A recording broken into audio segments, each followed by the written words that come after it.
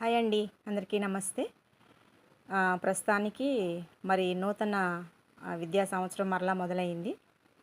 అయితే 3+, 4+, 5+ పిల్లలు ఎవరైతే ఎల్కేజీ, నర్సరీ, ఎల్కేజీ, యూకేజీ పిల్లలు ఉంటారో వారి తల్లిదండ్రులకి ఒక సలహా అండి. ఏంటంటే మరి అంగన్వాడీకి వచ్చే పిల్లలను కూడా తీసుకెళ్ళి కాన్వెంట్లో వేస్తున్నారు.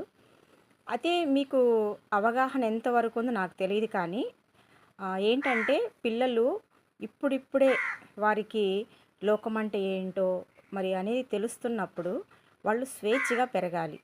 అది మరి మంచి వాతావరణం ఉన్న మరి పరిధిలో పెరగాలి. ఒకటి, అంగన్వాడీ స్కూళ్ళు ప్రతి గ్రామంలో కూడా ఉన్నాయి. మారుమూరు గ్రామాల్లో కూడా అంగన్వాడీ స్కూల్స్ ఉన్నాయి. మరి చాలామంది కూడా అంగన్వాడీ స్కూల్స్ ఉన్నా కూడా మరి తీసుకెళ్ళి నర్సరీ, ఎల్కేజీ, యూకేజీల్లో ప్రైవేట్ స్కూళ్ళల్లో వేస్తున్నారు. ఒకసారి గమనించండి, అంగన్వాడీ స్కూళ్ళల్లో ఎంత ఫ్రీ స్కూల్ మెటీరియల్ ఉంటుంది, ఎన్ని ట్రైనింగ్లు పొందుంటారు టీచర్లు. పిల్లలకి ఆటపాటల ద్వారా విద్యను అందించాలి. అంటే పూర్వ ప్రాథమిక విద్య అంటే ఏంటంటే స్కూల్కి వెళ్ళే ముందు వాళ్ళని రెడీ చేయటం.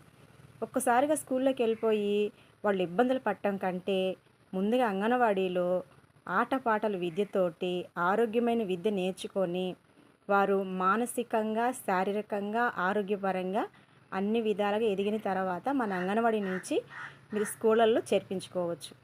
కానీ ఒక వయసు రాకుండానే ఆ పిల్లలకి మరి ఉదయం పొద్దున్నే 6 గంటలకి, 7 గంటలకు వ్యాన్ ఎక్కిస్తారు. సాయంత్రం 6 గంటలకు వ్యాన్ దించుకుంటారు. ఈ మధ్యలో ఏం జరిగింది బిడ్డ విషయంలో అంటే వాళ్ళల్లో 6 అభివృద్ధులు జరుగుతాయి.